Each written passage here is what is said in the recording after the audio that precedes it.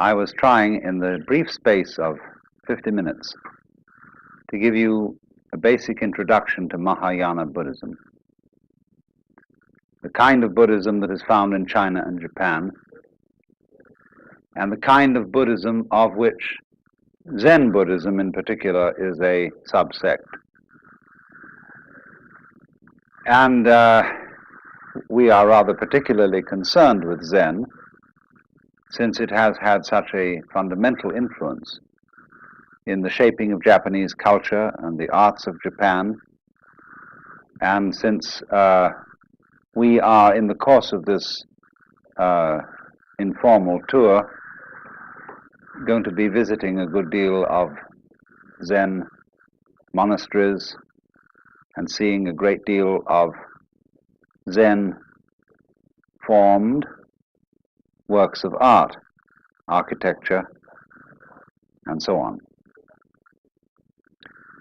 So I want to lead now tonight from Buddhism in general, or Mahayana Buddhism in general, to Zen in particular.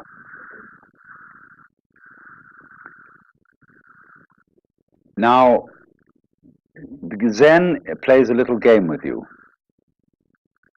Whenever anybody like myself or Dr. Suzuki talks about Zen, all the other people say, because they talk about it, they don't understand it. Those, in the words of Lao-Tzu, who know do not say. Those who say do not know. And yet he said that.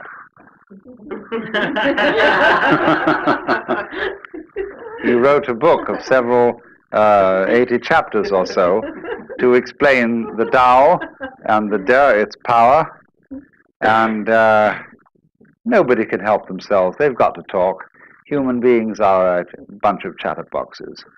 And when we've got something in our minds that we want to talk about, we talk. Now, poetry, though, is the great language, because poetry is the art of saying what can't be said. Every poet knows this.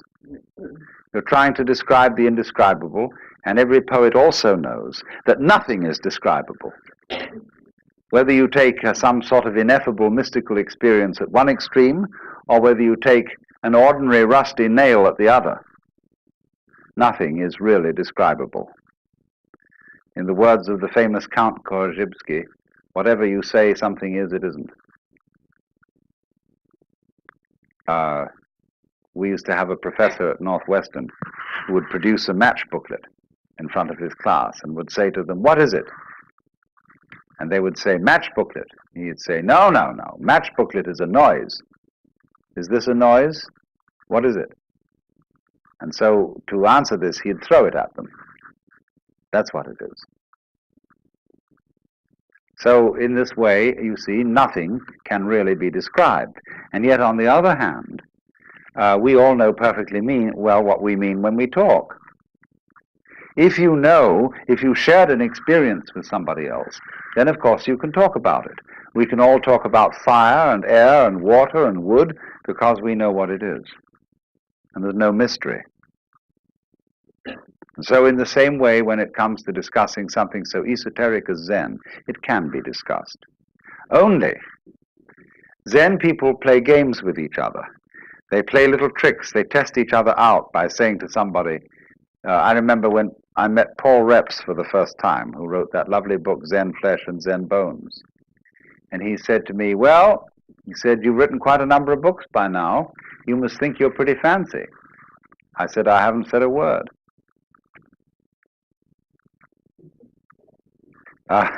This is simply a Zen game. And people sort of feel each other out. There's a poem which says, "When two Zen masters meet each other on the road, they need no introduction. Thieves recognize one another instantaneously."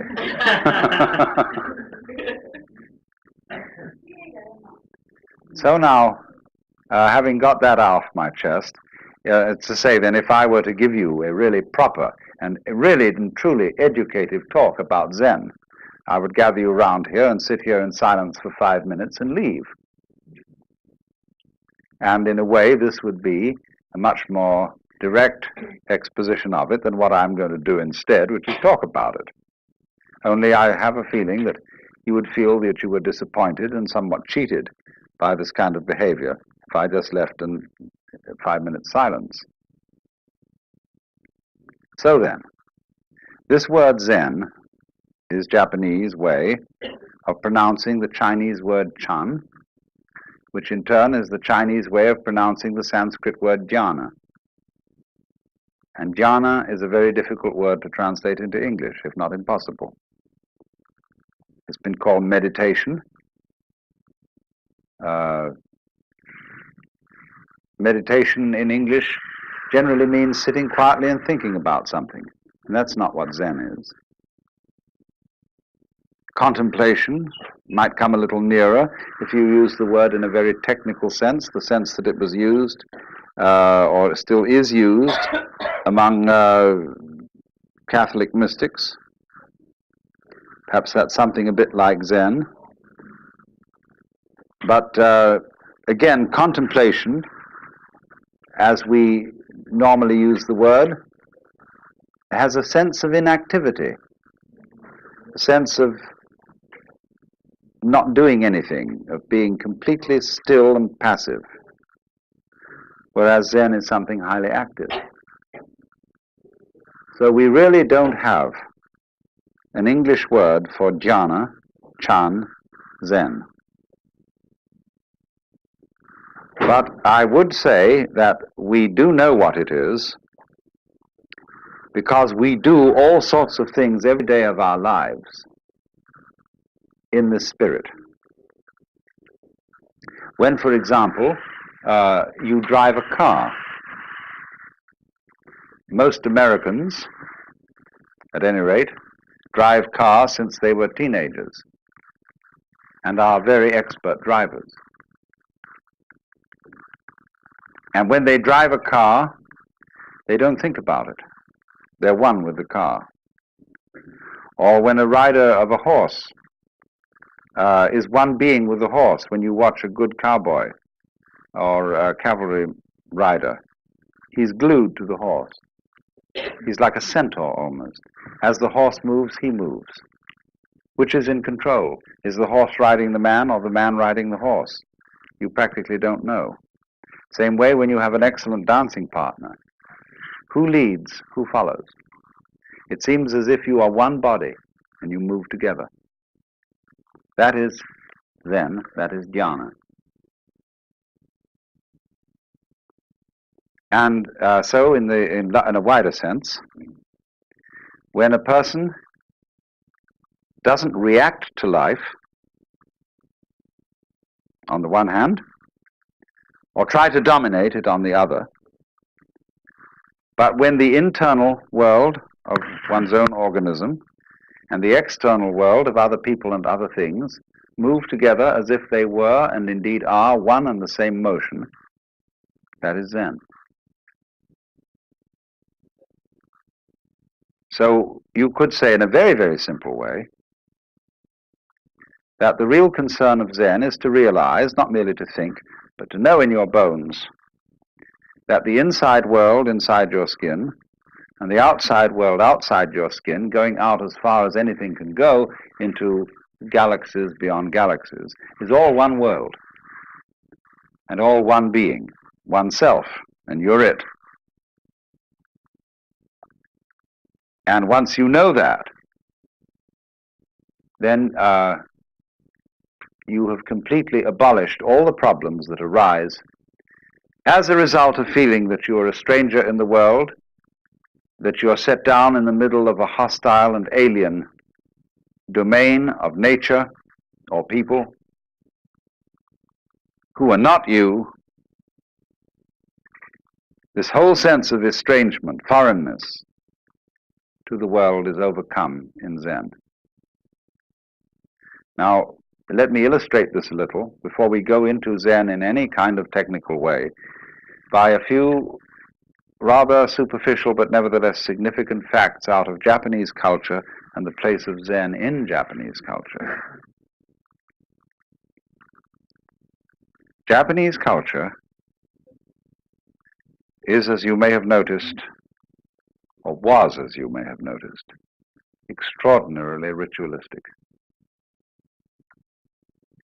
There is a right way of doing everything, a good form, a proper style. And nowhere is this more apparent than in such practices as the tea ceremony, or arranging flowers, or knowing how to dress, or knowing how to organize a formal dinner. The punctiliousness, the skill of these people in doing these things is quite remarkable. But in the same measure as they are very skillful at doing these things, they're very worried about it. The whole question, for example, of bringing presents to somebody else. Have they given us more than we've given them? Did we remember this occasion? Did we remember that occasion? These weigh very heavily on the Japanese soul. The debt which you owe to your parents, the debt which you owe to your country and to your emperor, immeasurable, infinite debt, never can be paid. All these weigh very heavily. And therefore, in Japan, until the sort of breakaway of modern youth with its westernized ideals, this is a very nervous culture, concerned about whether one is playing the ritual correctly. A culture like that needs an outlet, needs a safety valve, needs a way out of this thing. And Zen provides just that. And so, by contrast, when you meet a Japanese who is thoroughly trained in Zen, he is a different kind of personality altogether from ordinary Japanese. He is, in manners, not studiedly courteous, nor is he brusque, but he's simply at ease. He gives you his whole attention, so long as you give him your whole attention. If you start wandering and frittering, he's got work to do and he promptly leaves. But so long as you are wanting to talk to him, he is there for you and for nobody else. And he sits down, and he really sits. You know, he doesn't worry about whether he ought to be somewhere else. And so unable to sit with complete serenity in one place.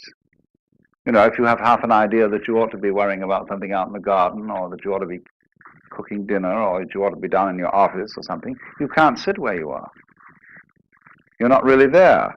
You're a kind of gas balloon that keeps wanting to wander off.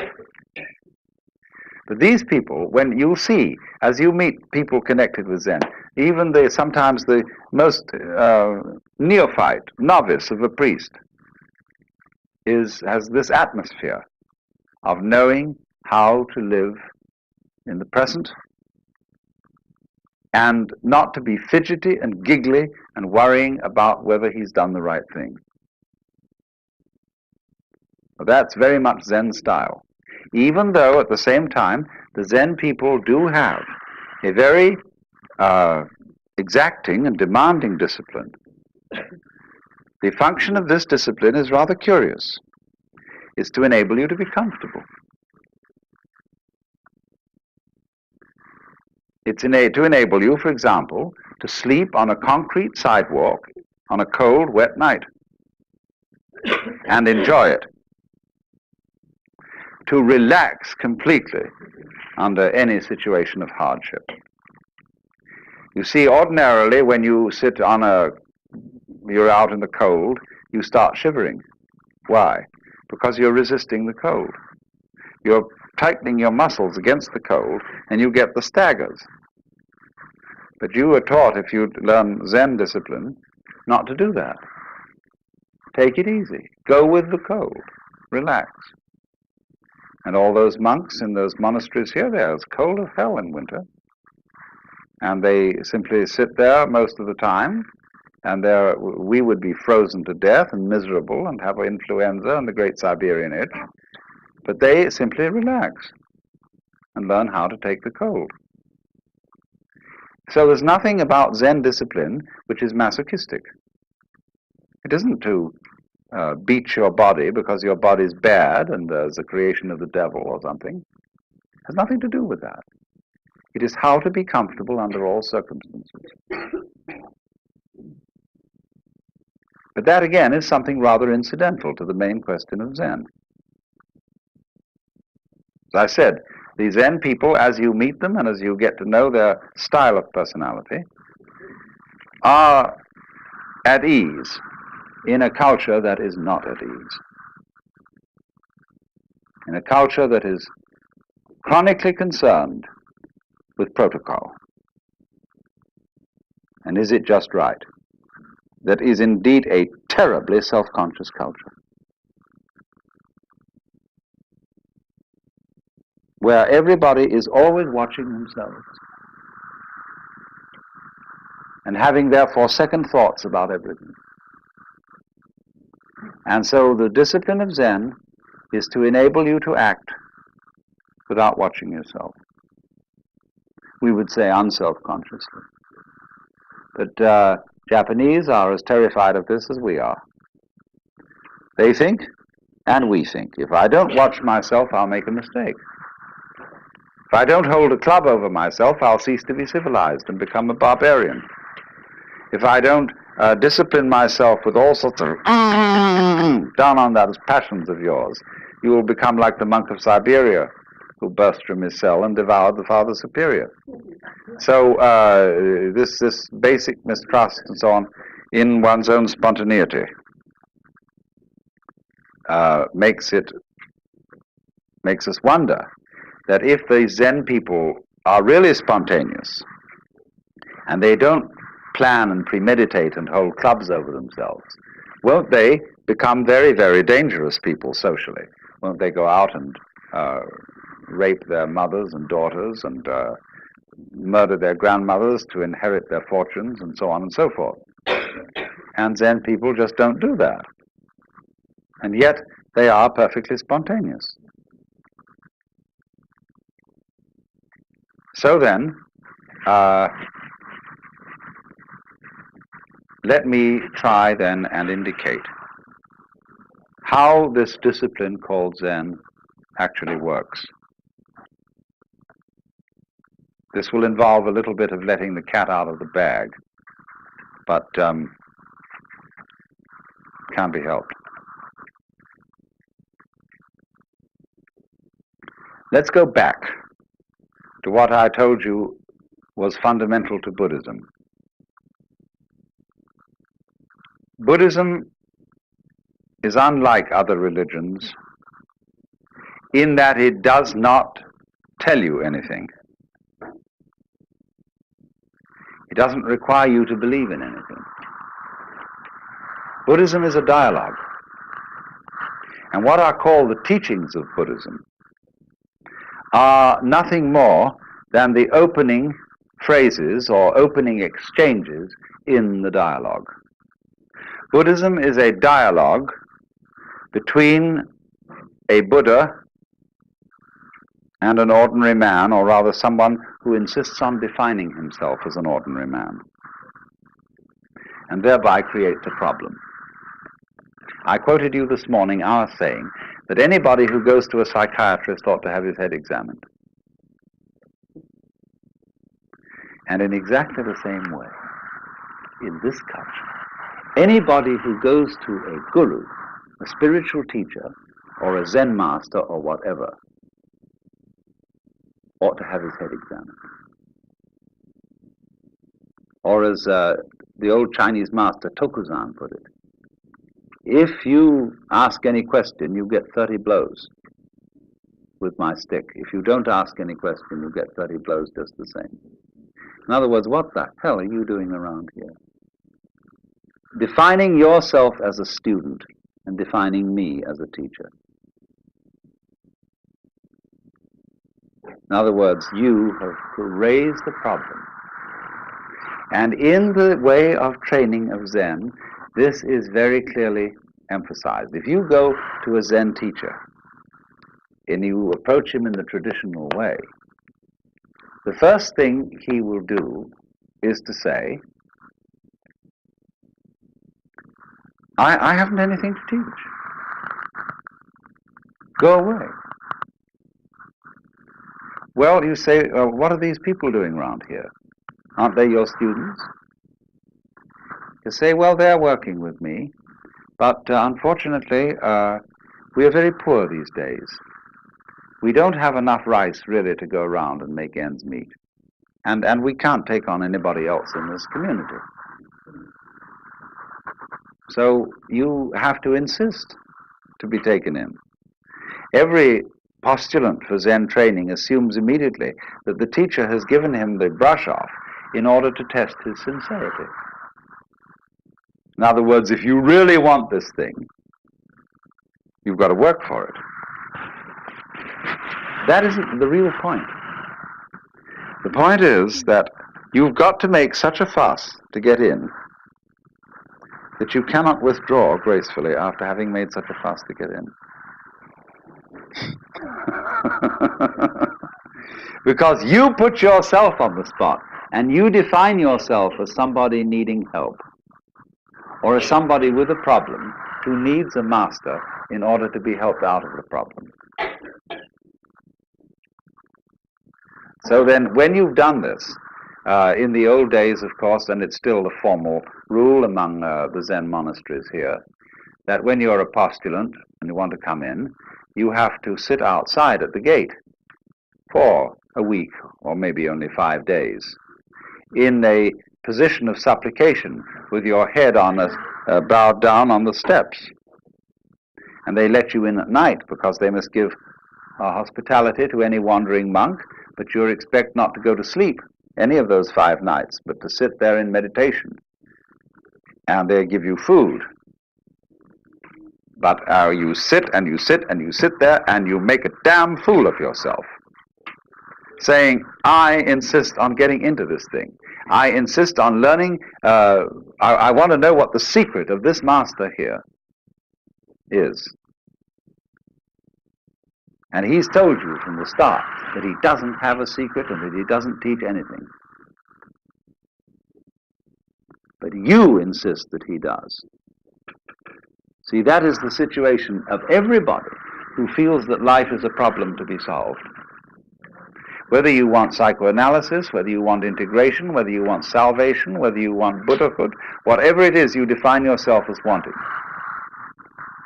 you created the problem. What is the real problem that everybody brings to these teachers? What is it all about? It's basically this, isn't it? Teacher, I want to get one up on the universe. I feel a stranger in this world.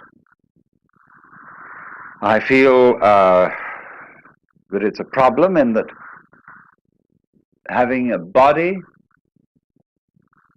means that I am subject to disease and change and death. Having emotions and passions means that I am tormented by feelings which I can't help having, and yet it's not reasonable to act on those feelings without creating trouble. I feel trapped by this world, and so I want to get the better of it. And is there some wise man around who is a master of life and who can teach me to cope with all this? So that's what everybody's looking for in a teacher, the man who is the savior and who can show you how to cope with it. And the Zen teacher says, I don't have any answers. Nobody believes that because he seems to be so competent when you look at him. You can't believe that he has no answers. And yet that's the consistent teaching of Zen, that it has nothing to say and nothing to teach. The great Chinese master of the Tang dynasty, called Linji in Chinese or Rinzai in Japanese, said Zen is like using a yellow leaf to stop a child crying. A child is crying for gold, And the father takes an autumn leaf that's yellow and says, gold. Or he said it's like using an empty fist to deceive a child. See, you've got a closed fist, and you say to the child, what have I got here? And the child says, let me see. Oh, no. Put your fist behind your back. And the child becomes more and more excited to know what the devil's in that fist. And fights and fights and fights, and finally is practically in tears. And then suddenly you finally open the fist and there's nothing inside. So in exactly the same way, the person who is under the impression that there is something that we ought to get. See, all this is dressed up in a big way. To be a Buddha, to know the answer, to finally solve the problem, to get the message, to get the word, or however you put it. In other words, to be in control of your fate and of the world. Would you like it? If you could have it? And so all these powers are projected upon the Zen master. He is a Buddha. He is a master of life. And if he is, the reason why he is that he has discovered the unreality of the whole problem.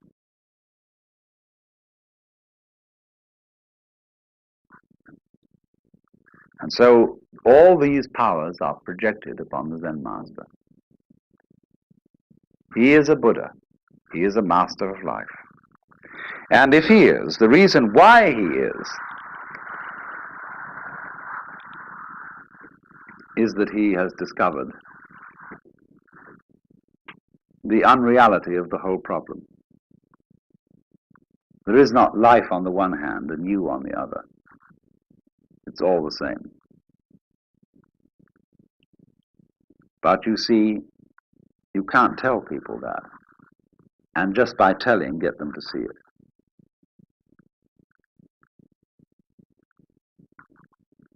Just in exactly this way, people who know that the earth is flat can't be reasoned with. People who believe that the Bible is the literal word of God, absolutely impossible to reason with them at all, because they know it is so. So in the same way, we tend to know that we're all separate, poor little me,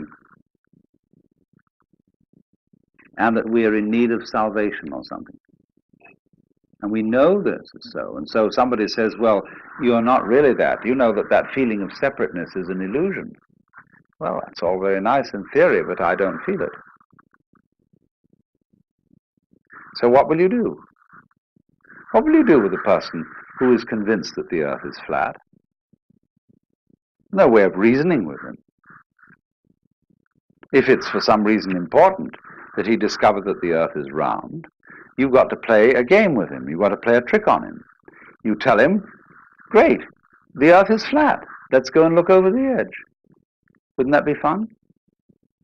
Of course, if we're going to look over the edge of the earth, we must be very, very careful that we don't go round in circles, or we'll never get to the edge. So we've got to go along consistently, along a certain line of latitude westwards.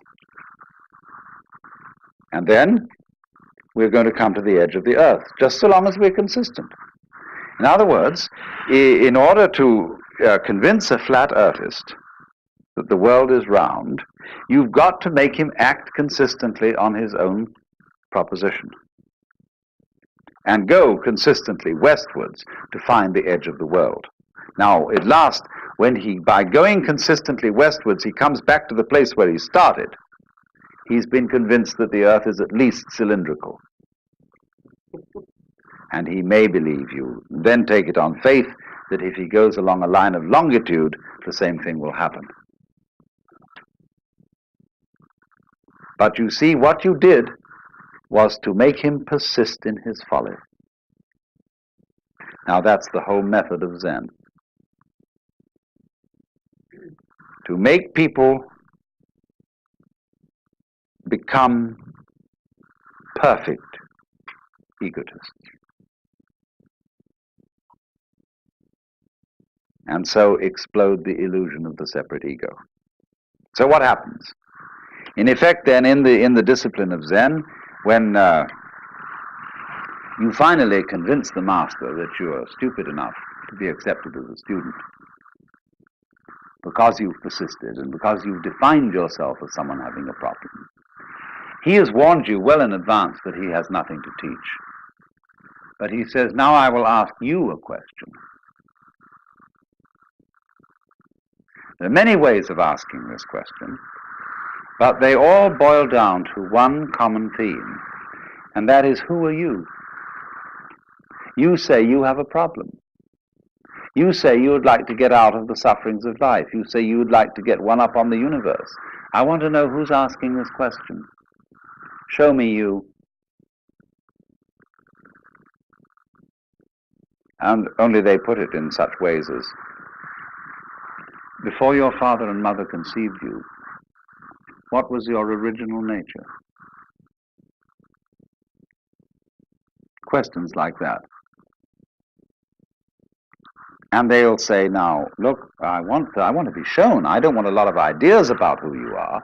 I don't want to know who you are in terms of a social role.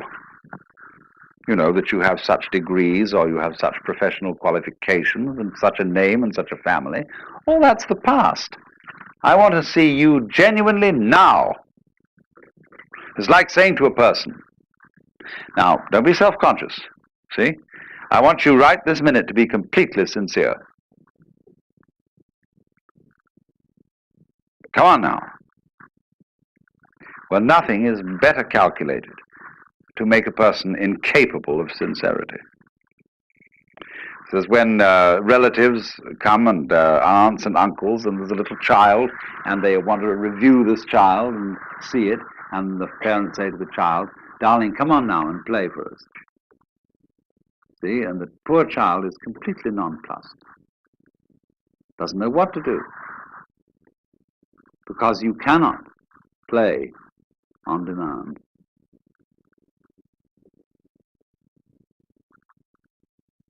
Now, what is the Zen teacher doing in saying to a person, you must answer this question by coming before me in fact, a rather formal situation, the kind of context in which a Zen master interviews his students is very formal. And there he sits, a sort of enthroned tiger. He's definitely, in this culture, a sensei, authority figure. And so he's the last kind of person you can be spontaneous with. Because you feel that he knows you through and through. And that, do you know, ever read that story of von Kleist about a man who has a fight with a bear? And the bear is a mind reader and always knows what move he's going to make, so that the man can never conquer the bear unless he makes a move which he doesn't think about first. How will you do that? And you get the same feeling with relationship to a Zen master.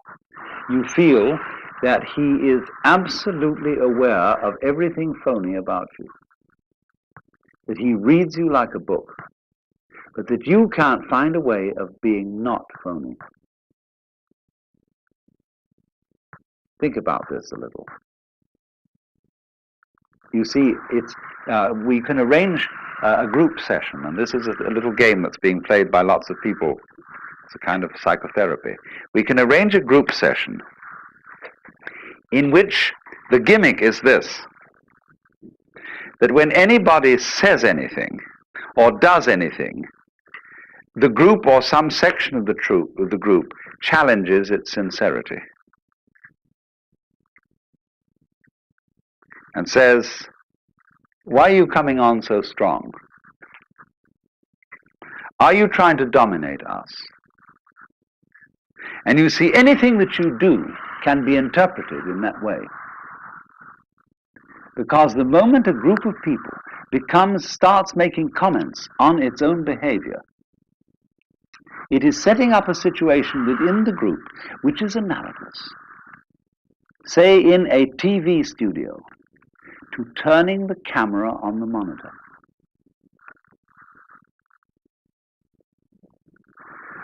So when we start thinking about thinking, being aware of being aware, this is what is called in the Japanese the observing self. I watch myself all the time, see? You are in a hopeless mess. But this is the price that human beings pay for having become self-conscious. Anxiety and guilt. Anxiety because,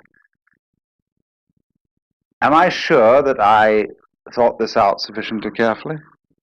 When I left the house, did I turn off the gas stove?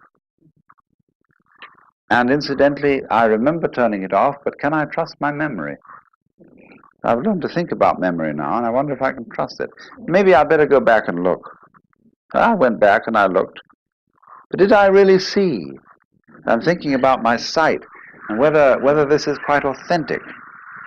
Did I look properly? Because you know how the unconscious can alter your senses.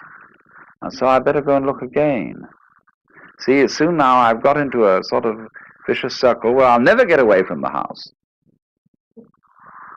And all this sort of getting mixed up is the penalty we pay for the advantageous gift of being able to know that we know. There was a young man who said, though, it seems that I know that I know. What I would like to see is the I that knows me when I know that I know that I know. And so this is the Zen trick. It's to put you into this situation in a very crucial way. To think about, thinking about, thinking about, thinking about. Or, just the same thing, to make a very strong effort not to think. That's Zazen. Sit, let your senses operate, and be responsive to whatever there may be around, but don't think about it. But now this is already thinking. I'm thinking about not thinking. How will I stop thinking about not thinking? So there you are. See, you're all caught up. It's like somebody came to you and they put tar in one hand, or molasses, feathers in the other, slapped the two hands together and rubbed them around and said, now pick off the feathers. So you see what happens. The teacher is well aware that he's played this trick on you. And he's going to see what will happen if you act, and he's going to help you to act consistently on this foolishness. Now, you see, what he's done is he's simply made a special case of what society does to us all anyhow. And this is true of most cultures. The high cultures of the world, whether they're of the East or whether they're of the West, play a game on every new member. They don't know they're playing this game because their forefathers played it on them. And they're still its hopeless victims. The game is called the double bind. And the formula under whose auspices everybody comes into this world is as follows. You are required to do something which will be acceptable only if you do it voluntarily.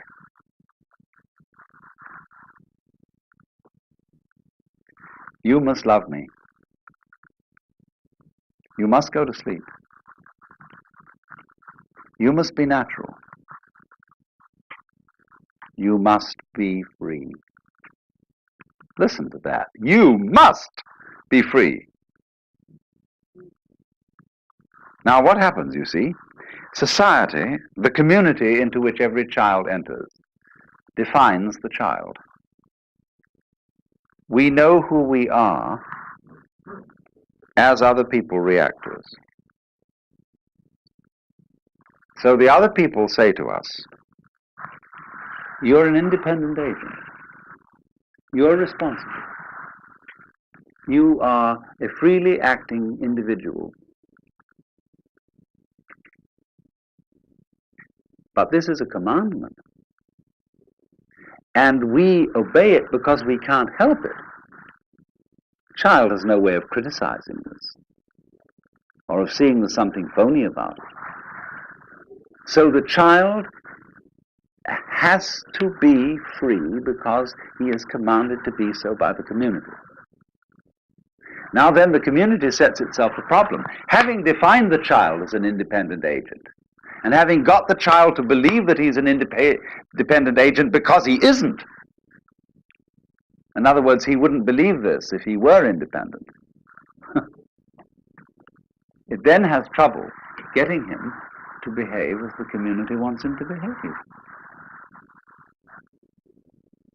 So they feel then there's something ornery about all children. They're born in original sin, and they're refractious and so on. Of course they are, because they've been defined in a self-contradictory way. So when the community says to a person, you must be free, or when we are in a family relationship in which the members of the family are saying to each other, you must love me, it's your duty to love me, what a bunch of rot. Supposing one day you get up and you say to your wife, darling, do you really love me? And she replies, well, I'm trying my very best to do so. Is that the answer you wanted? No. You wanted her to say, darling, I can't help loving you. I love you so much I could eat you. You don't want her to try to love you. But yet that is what you put on people in almost any marriage ceremony. That you shall love this person. Thou shalt love the Lord thy God. Thou shalt love thy neighbor as thyself. This is a double bind. And anybody who lives under the dominance of a double bind lives in a state of chronic frustration, because he is devoting his whole life to solving a meaningless, nonsensical problem. Let's take the double bind that is the deepest of all. You must go on living. Now, living is a spontaneous process. And to say to it, you must happen, is exactly the same thing as saying to any kind of creative artist, you must come through with the goods.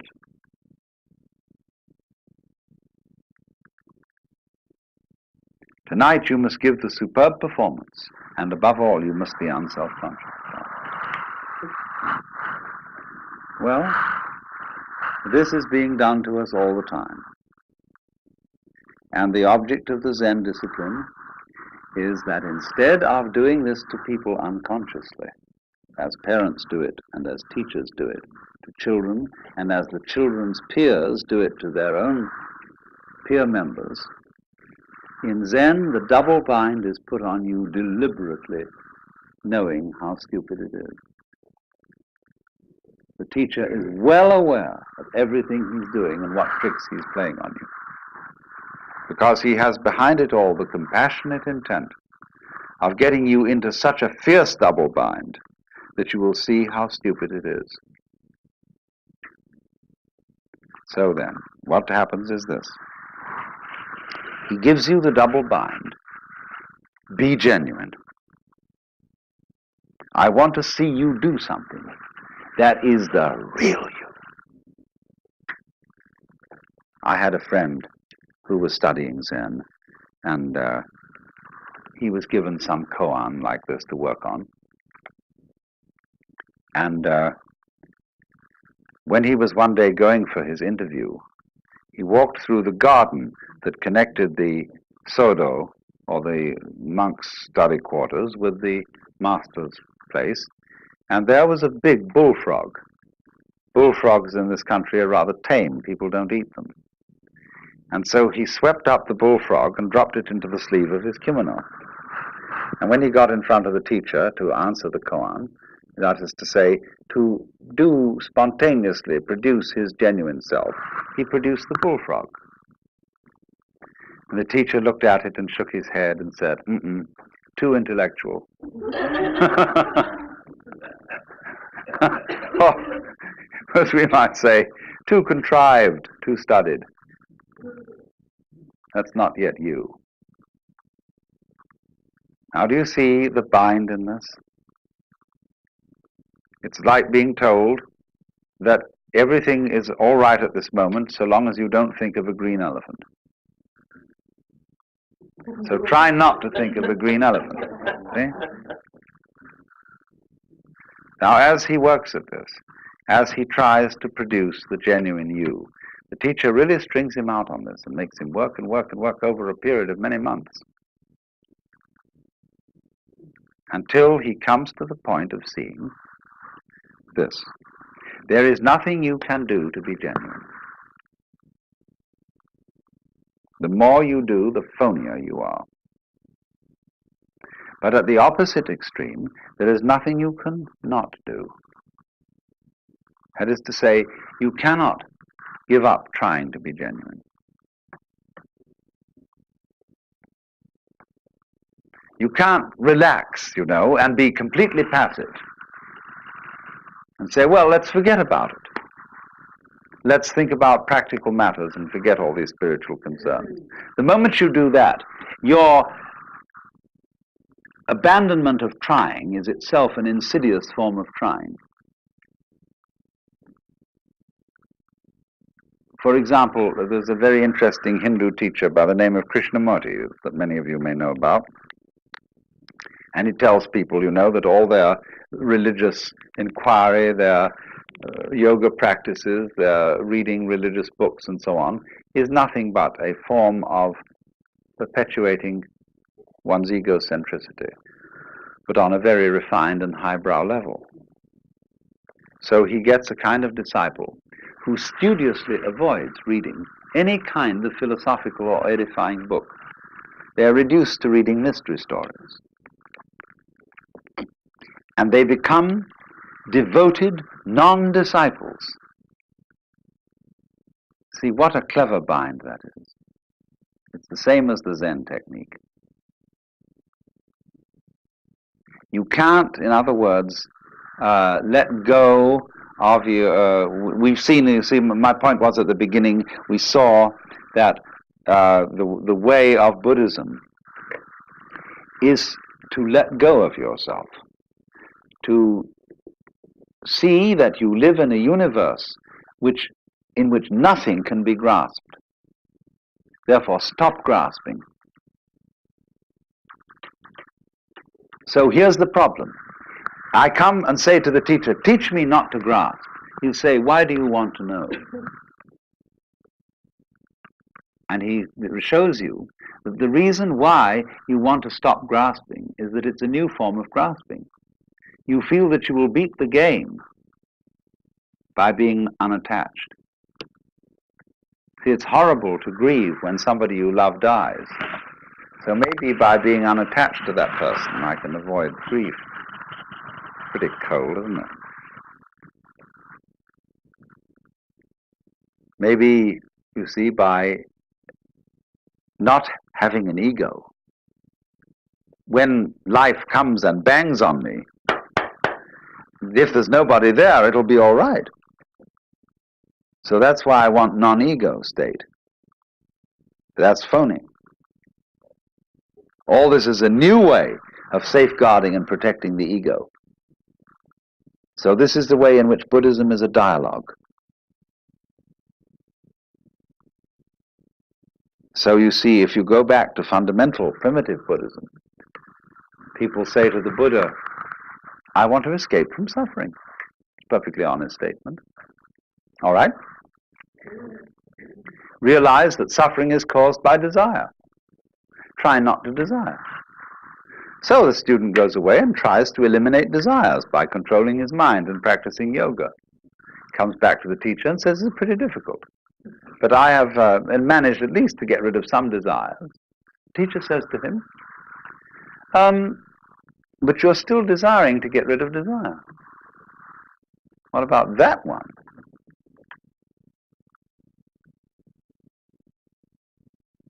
And then the student sees that if he tries to stop desiring to get rid of desire, but then he's got to stop desiring to get rid of not desiring to desire. And suddenly he finds himself once more with molasses in one hand and feathers in the other, absolutely tied up in a vicious circle.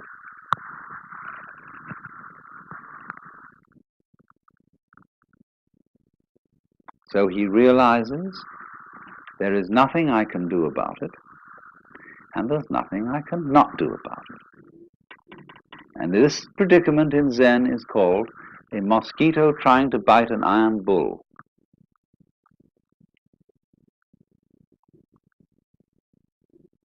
A position of such psychic extremity that nothing can be done about it. Now the point here is, what does this situation mean?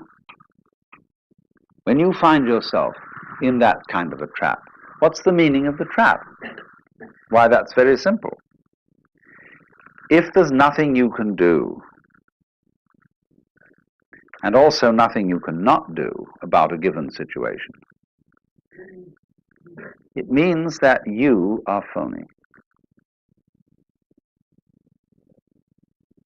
That, in other words, what we call a separate ego isn't there. Of course it can't do anything, because it is not an agent. And by virtue of the fact that it can't do anything, equally, it can't not do anything. It's completely phony. So what has happened is, to expose the fiction of there being a separate ego, either to force its actions upon the world, or to have the actions of the world forced upon it as a puppet. This thing just doesn't exist, except as a figment of the imagination, or except as a game rule. Let's pretend everybody is responsible, is independent, is separate. Sure, that's a great game, but it's a game.